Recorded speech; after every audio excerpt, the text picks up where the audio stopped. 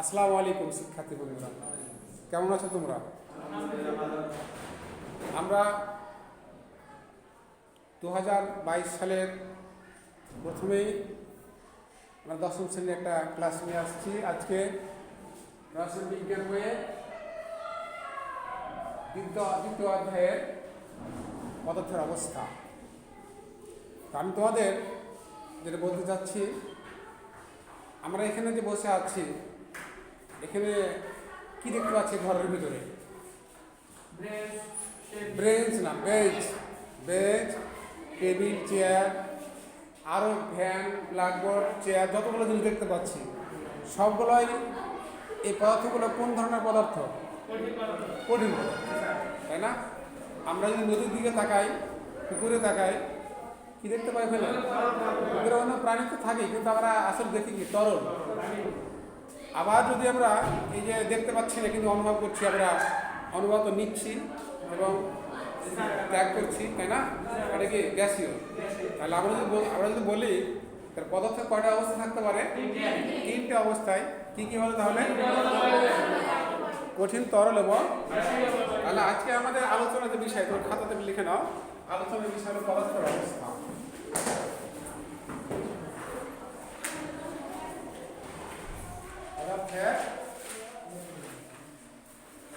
আজকে আমাদের আলোচনার মূল বিষয় হলো কি? পদার্থের অবস্থা। তাহলে তোমরা কিন্তু ইতিমধ্যে বলে ফেলেছ যে পদার্থের অবস্থা কয়টা হলো? তিনটা। তিন অবস্থায় পদার্থ থাকতে পারে নাকি? তাহলে আমরা যদি আমাদের এই মাল্টিমিডিয়া প্রজেক্টের দিকে তাকিয়ে দেখি, এখানে তাকিয়ে দেখো তো, বা আমাদের যে পদার্থগুলোর কথা আমরা বলেছি সে পদার্থগুলো এখানে আছে না নেই? দেখো তো, এই যে পদার্থ, এটা কোন পদার্থ? দেখো তো, এটা তরল পদার্থ। এটা কোন পদার্থ? কঠিন। এটাও কি তরল? এই যে গ্যাস, এই যে কঠিন পদার্থ না, এই যে সবগুলো এর ভিতরে কিন্তু আছে না? আমাদের আজকের পাঠের যে বিষয়টা, সেই বিষয়টা হলো কি? পদার্থের অবস্থা। তাহলে তোমরা বলে দিলা যে পদার্থ তিন অবস্থা থাকতে পারে। এক, খাতা লিখবো আমরা, এক কি লিখবো? কঠিন। দুই, তরল। তিন, গ্যাসীয় বা বায়বীয়। গ্যাসীয় হতে পারে বা বায়বীয় হতে পারে। তাহলে আমরা দেখলাম পদার্থ তিনটা অবস্থায় থাকতে পারে। কি কি হলো? একটা কঠিন, তরল এবং গ্যাসীয়। এখন আমরা এইসব পদার্থগুলোর নিজস্ব কিছু বৈশিষ্ট্য বা ধর্ম আছে, নিজস্ব কিছু বৈশিষ্ট্য আছে, কিছু ধর্ম আছে। তাহলে আমরা এখানে লিখবো প্রথমে কঠিন পদার্থ। কঠিন পদার্থের বৈশিষ্ট্যগুলো কি আমরা বের করে নেব। আমি এটা মিশিয়ে দিলাম, তোমরা সবাই লিখবো আমরা কঠিন পদার্থের কিছু বৈশিষ্ট্য, অর্থাৎ কি? এক নম্বর দিয়ে লিখব কঠিন পদার্থের। কি লিখলাম? কঠিন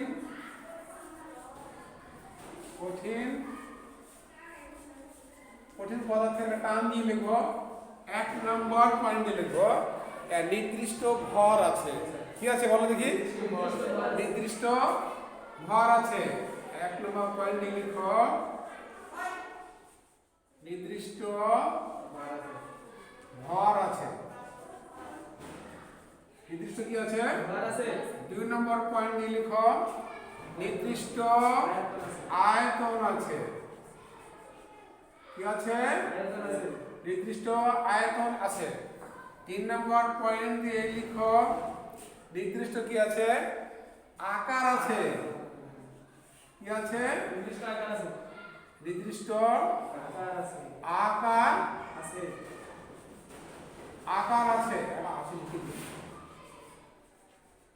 আকার আছে। এরপরে আমরা 4 নম্বর পয়েন্ট দিয়ে লিখব। আমরা এই জন্য 4 নম্বর পয়েন্ট বোঝানোর জন্য আমরা এখানে একটা ছবি দিয়ে দিই, তাহলে তোমাদের জন্য আরো সুবিধা হবে। এখানে দেখো,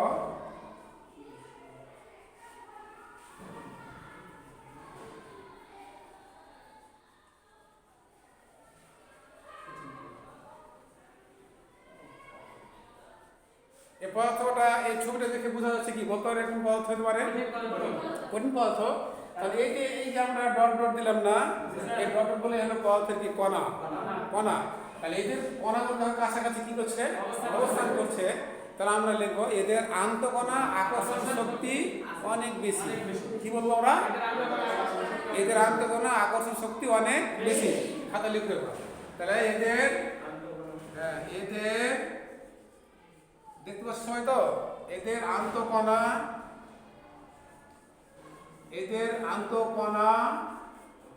আকর্ষণ শক্তি অনেক বেশি,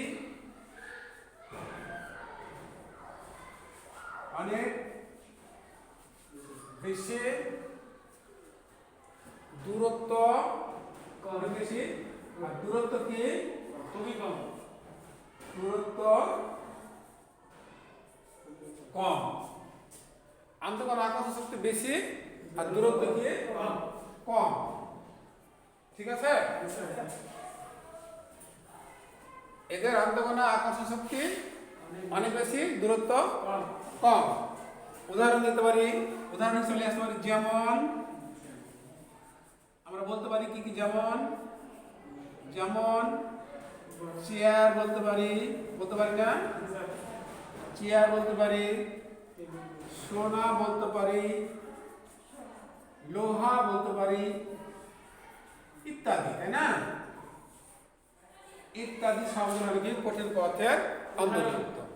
এখন যদি তোমাদের কোনো প্রশ্ন ছুড়ে দেওয়া হয় নিচের কোনটি কঠিন পদার্থ, বলতে পারবো তো?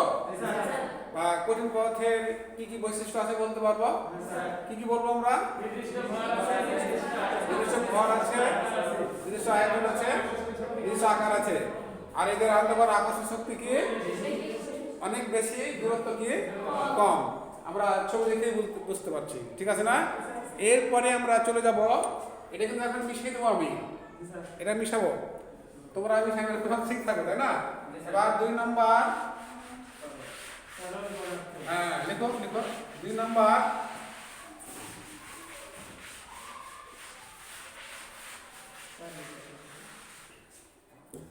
বা 2 নম্বর চলে যাও, আমরা লিখবো কি, এবার লিখবো তরল পদার্থের এর কি কি বৈশিষ্ট্য আছে, তাই না? 1 নম্বর পয়েন্টে লিখবো এর কি আছে, নির্দিষ্ট ভর আছে। কি লিখবো? ওই কথাগুলো লিখতে হবে আমাদের। এর নির্দিষ্ট কি আছে, এর নির্দিষ্ট ভর আছে। 2 নম্বর পয়েন্ট, নির্দিষ্ট আয়তন আছে, তাই না? নির্দিষ্ট আয়তন আছে,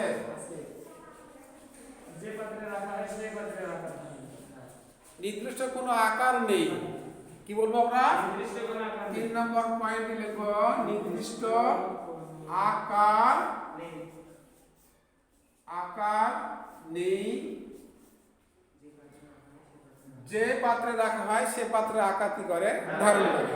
আকার নেই, যে পাত্রে রাখা হয়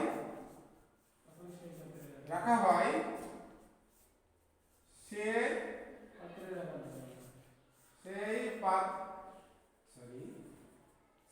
পাত্রের আকার কি করে, আকার ধারণ করে। সেই পাত্রের আকার ধারণ করে।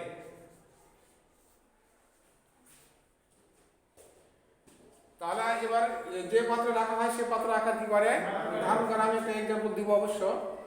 4 নম্বর পয়েন্ট লেখো, এদের তরলের, তাই না? এদের আন্তঃকণা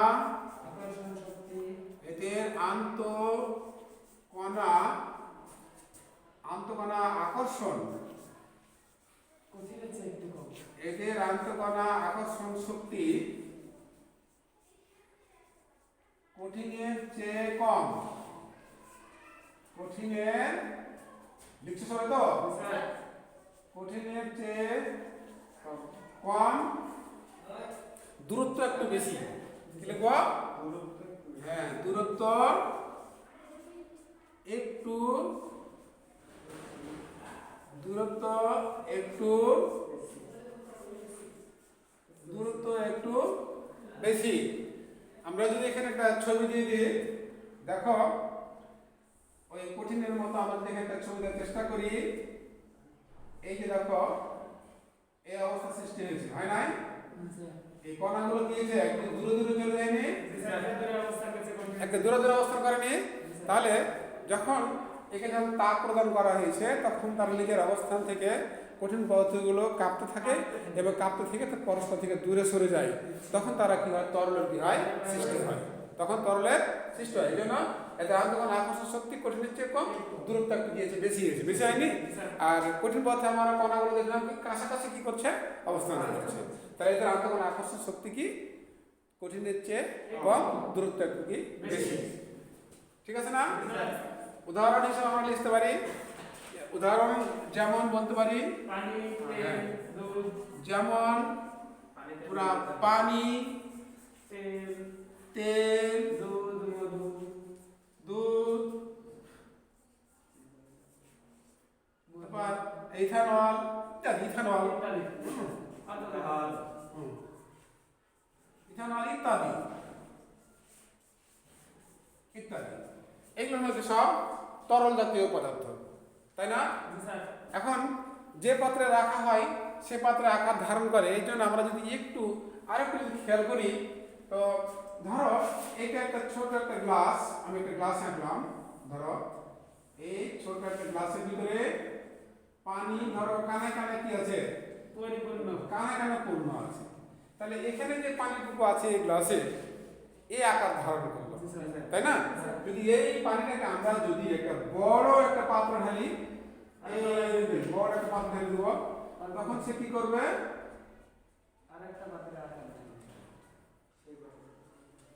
তখন সে এইটুকু স্থান কি করলো? দখল করলো। তাহলে এইটুকু আকার ধারণ করলো, করলো কি না? তাহলে এই জন্য বলা হয়েছে কি যে পাত্রে রাখা হবে সে পাত্রের আকার কি করবে? ধারণ করবে। তাহলে এই পাত্রের কানে কানে পূর্ণ, এই পানিটাই যখন আমরা বড় পাত্র রাখছি তাহলে এইটুকু আকার ধারণ করছে। এই জন্য বলা হয়েছে, এই পয়েন্ট আমরা উল্লেখ করেছি যে তরল পদার্থে নির্দিষ্ট আকার নেই, যে পাত্রে রাখা হবে সেই পাত্রের আকার কি করবে? ধারণ করবে। ঠিক আছে না? উদাহরণ পাই গেছি আমরা, এদের দূরত্ব বেশি আর আকর্ষণ কঠিন দিচ্ছে কি একটু কম। এই হলো তরল পদার্থ সম্বন্ধে আমাদের ঘটনা। যদি কোনো প্রশ্ন আসে পরীক্ষাতে, পারবো তো? তাহলে এবার এখানে এখানে যদি আমরা খেয়াল করে দেখি, এই জায়গাটা দেখো আমাদের এখানে এই সব এই যে এই লেয়ারের ভিতর তরল পদার্থ, এই যে এটা তরল পদার্থ, এই ঢাল থেকে তরল পদার্থ, এটা তরল পদার্থ, এটা গ্যাস সিলিন্ডার হল ঢোকানো, এটা গ্যাস ঢোকানো আছে, তাই না? তাহলে কঠিন পদার্থ এটা হয়ে গেছে, এটা হয়ে গেছে, এটা হয়ে গেছে, তাই না? এটা কি গ্যাস? এটা গ্যাস কিন্তু, তাই না? তাহলে এখন আমাদের এখন আছে কোনটা? এখন গ্যাসের পদার্থ। তাহলে আমরা এখন খাতায় লিখবো বিষয়টা।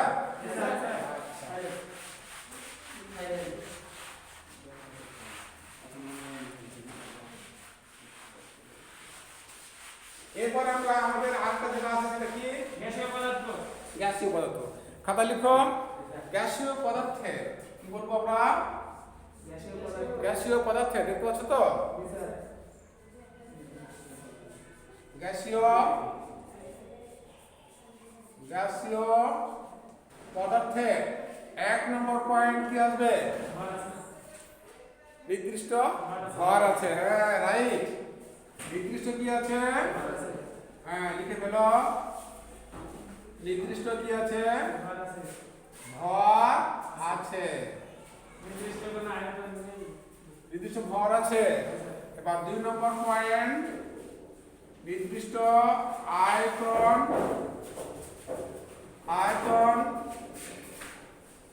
নেই। নির্দিষ্ট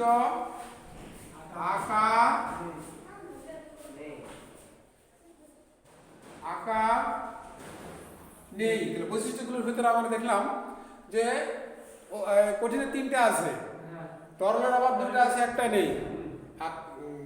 গ্যাসের পদার্থে এসে দেখা গেল যে একটা আছে, 2টাই নেই, তাই না? এবার 4 নম্বর পয়েন্ট, এদের আন্তঃকণ আকর্ষণ শক্তি নেই বললেই চলে, এভাবে লিখবো আমরা। এদের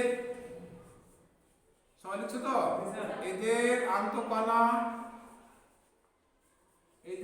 আন্তঃকণা আকর্ষণ, আমি ছবি আগে দেখাচ্ছি অবশ্য, এটা আন্তঃকোণ আকর্ষণ শক্তি, আকর্ষণ শক্তি নেই বললেই চলে, নেই বললেই চলে। দূরত্ব অনেক বেশি, কি লিখব আমরা? দূরত্ব অনেক বেশি, দূরত্ব অনেক, দূরত্ব অনেক বেশি। তাহলে এদের আন্তঃকোণ আকর্ষণ শক্তি নেই বললে চলে, দূরত্ব কি অনেক বেশি। যেমন যেমন কি? যেমন গ্যাসীয় পদার্থ, যেমন oxygen, nitrogen, hydrogen, carbon die oxide ইত্যাদি, মিথেন ইত্যাদি, ইত্যাদি, এইগুলো কি গ্যাসীয় পদার্থ। তাহলে আমরা যদি গ্যাসীয় পদার্থের একটা ছবি দেওয়ার চেষ্টা করি, তাহলে দেখো এখানে এই যে একটা পাত্র নিলাম, এই পাত্রের ভিতরে ওই গ্যাসের অণুগুলো দেখো কি হচ্ছে, বা দেখো খুব দূরে দূরে অবস্থান করছে এবং তারা মুক্তভাবে চারদিকে কি করছে, ছড়িয়ে যাচ্ছে না। তখন তারা আর কোনো নির্দিষ্ট অধীনে নেই, মানে কি এদের আকর্ষণ শক্তি আর নেই। মানে এই যে বলা যায় এদের আন্তঃকণাগুলোর যে আন্তঃকোণ আকর্ষণ শক্তি ছিল, সেই আন্তঃকোণ আকর্ষণ শক্তিটা আর নেই। মানে বেশি তাপ দেওয়ার ফলে সেগুলো বিচ্ছিন্ন হয়ে চলে গেছে, গ্যাসীয় অবস্থা সৃষ্টি হয়েছে। এখন কথা হলো কি, কঠিন থেকে তরল অবস্থা প্রাপ্ত হতে হলে কি করতে হবে? আমাদের তাপ প্রদান করতে হবে। তাহলে কঠিন পদার্থ থেকে তাপ প্রদান করলে প্রথমে তরল হলো, তরলকে যদি আমরা তাপ প্রদান করি আর গ্যাসীয় পদার্থ কীভাবে সৃষ্টি হবে। অনুরূপভাবে গ্যাসীয় পদার্থ থেকে যদি আমরা ঠান্ডা করি তখন কী হবে? তরল হবে। তরলকে আবার যদি ঠান্ডা করি তাহলে কী হবে? কঠিনে পরিণত হবে। এটাকে বলা হয় পাতন। পাতন সমান, পাতনের ভিতরে আছে বাষ্পীভবন আর ঘনীভবন। পাতন সমান কি? বাষ্পীভবন যোগ ঘনীভবন। একটু খাতাটা নোটটা লিখে রাখো, পাতন সমান বাষ্পীভবন যোগ ঘনীভবন, বাষ্পীভবন যোগ ঘনীভবন।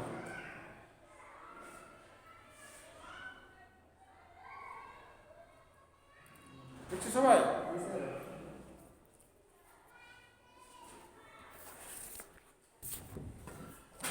তাহলে এখন আমরা যদি আমরা এখন এখানে তোমাদের যে কাজগুলো এখন আমরা করলাম, তাই না? দেখি তোমাদের মধ্যে কার কতটুকু মেধা শক্তি আছে নাকি, যাচাই করে দেখি। সামনে ক্লাসে আমরা কিন্তু এই দলীয় কাজ দেবো তোমাদের। দলীয় কাজ তোমাদের নিজে নিজে কিন্তু দুজন করে করতে হবে। আজকে শিক্ষার্থী কম আছে, এই জন্য আমি এই ক্লাসটা, এই দলীয় কাজটা আজকে করলাম না, আগামী দিন অবশ্যই করব। আমরা আমাদের যে আজকের আলোচনা ছিল, সে আলোচনাটা কি ছিল বলতে পারো? বিষয়বস্তু কি ছিল? পদার্থের অবস্থা। তো পদার্থ কয়টা অবস্থা থাকতে পারে? তিনটি অবস্থা থাকতে পারে। কি কি ছিল? হ্যাঁ, উত্তর সুন্দর হয়েছে। কঠিন ছিল, তরল ছিল এবং বায়ু ছিল। এবার তুমি বলো, একজন বলবে যে কঠিন পদার্থে কি বৈশিষ্ট্য পেলাম আমরা? কঠিন পদার্থের নির্দিষ্ট ভর আছে, নির্দিষ্ট আয়তন আছে এবং নির্দিষ্ট আকার আছে। এর আন্তঃকণা আকর্ষণ শক্তি খুবই বেশি এবং দূরত্ব অনেক কম। দূরত্ব কম, তাই না? সুন্দর, উত্তর সঠিক হয়নি। এবার তুমি বলো তো দেখি, তরল পদার্থের কয়েকটা বৈশিষ্ট্য বলো দেখি। নির্দিষ্ট ভর আছে, নির্দিষ্ট আয়তন আছে এবং নির্দিষ্ট আকার আছে। আকার আছে কি? নির্দিষ্ট আকার নেই, তাই না? যে পাত্রে রাখা হবে সে পাত্রের আকার কি করবে? ধারণ করবে। হ্যাঁ, উত্তর সঠিক হয়েছে। এবার তুমি বলো দেখি, গ্যাসীয় পদার্থের কয়েকটা বৈশিষ্ট্য বলো দেখি। নির্দিষ্ট আয়তন আছে, নির্দিষ্ট ভর আছে, নির্দিষ্ট আয়তন নেই আর নির্দিষ্ট আকার নেই। এদের আন্তঃকণা আকর্ষণ বল নেই বললেই চলে। এদের দূরত্ব অনেক বেশি। সুন্দর হয়েছে, উত্তর সঠিক হয়েছে। তাহলে তোমাদের ক্লাস আছে, তোমাদের মনোযোগী ছিল, যার কারণে উত্তর দ্বারা তোমার কি করতে পারছো। আগামী দিন তোমাদের একটা হোমওয়ার্ক খাতাতে লিখে নাও যে পানি একটি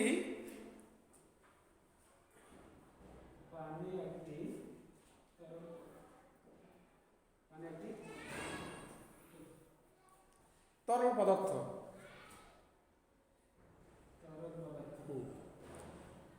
এটি কয় অবস্থায় থাকতে পারে বা কত অবস্থায় থাকতে পারে? কত অবস্থায় থাকতে পারে ব্যাখ্যা করো। এই প্রশ্নটা তোমরা বাড়ি থেকে কি করবে, লিখে নিয়ে আসবে। আমি মোটামুটি আমাদের যে আলোচনা চলছে আলোচনার মধ্যে প্রশ্নটা কিন্তু উত্তরটা কিন্তু হয়ে যাবে। একটু খালি ব্রেন খাটালে কিন্তু উত্তরটা হয়ে যাবে। খাতাতে লিখে নিয়ে আসতে হবে। এবার আমরা এই এই যা এখানে একটু দেখি যে আমরা যে কাজগুলো করলাম সেই কাজগুলো আবার প্রজেক্টরে দেখি কি অবস্থায় আছে।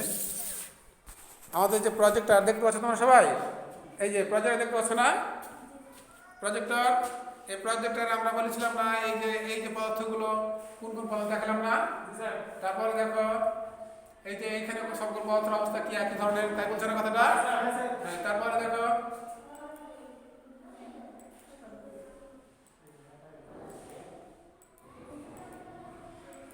হ্যাঁ এই যে দেখো ছবিতে কি দেখছো, প্রশ্ন করছো তাই না, পদার্থের অবস্থা, তাই না। আমরা আজকে ক্লাসগুলো করলাম। এবার দেখো এই যে পদার্থের কি বলতে পারবে, আকৃতি, শিখন ফল কিন্তু এগুলো আমরা মোটামুটি করলাম এগুলো, তাই না। তারপরে এই যে দেখো পদার্থের ছবি রাখছিলাম না আমরা, এই যে ছবি রাখছিলাম, এই একটু কঠিন প্রথম অনুযায়ী কণাগুলো কাছাকাছি অবস্থান করছে, এবারে একটু ফাঁকা ফাঁকা হয়েছে না, এবার আর দূরে দূরে চলে গেছে, তাই না। একই ধরনের চিত্রটা মোটামুটি।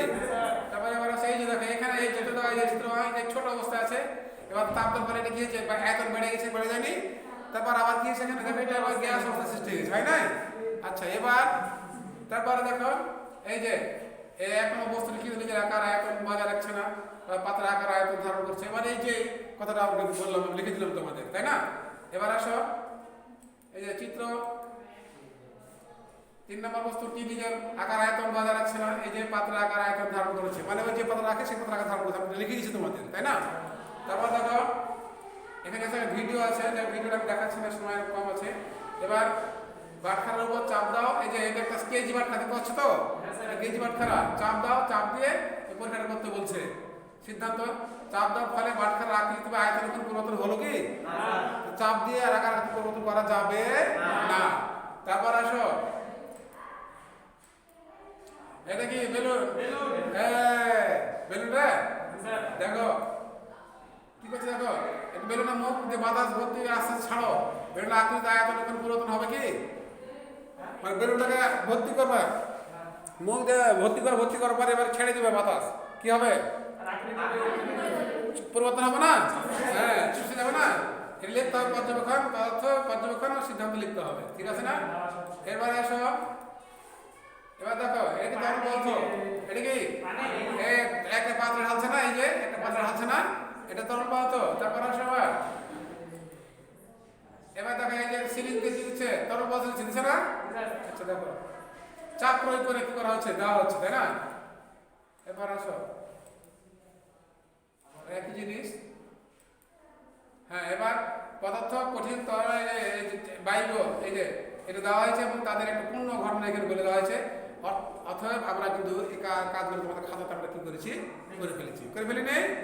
আচ্ছা, এরপর আসো এই যে আবার দলগত কাজে, আমি দলগত কাজ তোমাদের করাতে পারলাম না, আগামী দিন দলগত কাজ করাবো। দেখো এখানে অনেকগুলো আমি তোমাদের যে চিনি লবণ কিছু উপকরণ নিয়ে আসবো, আজকে তো নিয়ে আসেনি, আগামী দিন কিন্তু অবশ্যই নিয়ে আসবো। তো দেখতে পাচ্ছ, সব দেখতে পাচ্ছ না, এই যে আকৃতি আয়তন সংকোচনশীলতা ঘনত্ব সহজ প্রবাহ প্রসারণশীলতা কোনটা আছে কোনটা নাই, কোনটা এটা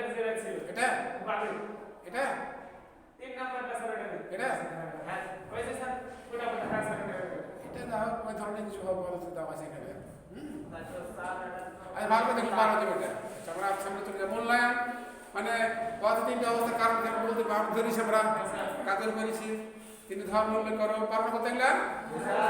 আচ্ছা এগুলা লিখতে হবে খাতাতে, কিন্তু জোড়া জোড়া কাজে লিখতে হবে, এগুলা দলগত কাজে, বাড়ির কাজ। এবার এই যে আমি যে প্রশ্নটা দিয়েছি যে এক উদাহরণের সাহায্যে পদার্থ 3 অবস্থা ব্যাখ্যা করো, আর আমি দিয়েছি পানিকে তরল পদার্থ আর পানির অবস্থা থাকতে পারে কি করো, ব্যাখ্যা করো। তার মানে ওটাই আসবে না, আসবে না, আসবে। তাহলে এবার কি ধন্যবাদ। অর্থাৎ কি আমরা এতক্ষণ যে ক্লাসটা করলাম সেই ক্লাসটা আমাদের কেমন হলো, সকলকে আমরা ধন্যবাদ দিয়ে আজ ক্লাসটা আমরা কি করলাম, সমাপ্তি ঘোষণা করলাম, ঠিক আছে না। তোমরা সবাই ভালো থাকবে। আর যেহেতু করোনা ভাইরাস সারা বিশ্বে ছড়িয়ে যাচ্ছে, এই জন্য তোমরা সবাই মাস্ক পরবে, স্কুল আসবে, জনসংখ্যা এড়িয়ে চলবে, হাত মুখ ধুয়ে খাবার গ্রহণ করবে, মাস্ক করবে। আর গ্যাদারিং যেখানে সেখানে খুব মানুষজন আছে সেখানে আমরা একটু দূরত্ব বজায় রেখে কী করবো, কাজগুলো করবো। আর তোমাদের রুটিন যেভাবে দেওয়া হবে ক্লাসে, সেই রুটিন অনুযায়ী তোমরা ক্লাসে আসবে এবং যেই দিন যে বই থাকবে সেই বিষয় নিয়ে তোমরা স্কুলে আসবে। সরকার যে সিদ্ধান্ত নেবে আমাদের সিদ্ধান্ত অনুযায়ী আমাদের কী করতে হবে, কাজ করতে হবে। এক কথায় করোনা ভাইরাস থেকে বাঁচতে নিজকে কী করতে হবে, সচেতন হতে হবে। তোমাদের সকলকে ধন্যবাদ। আসসালামু আলাইকুম।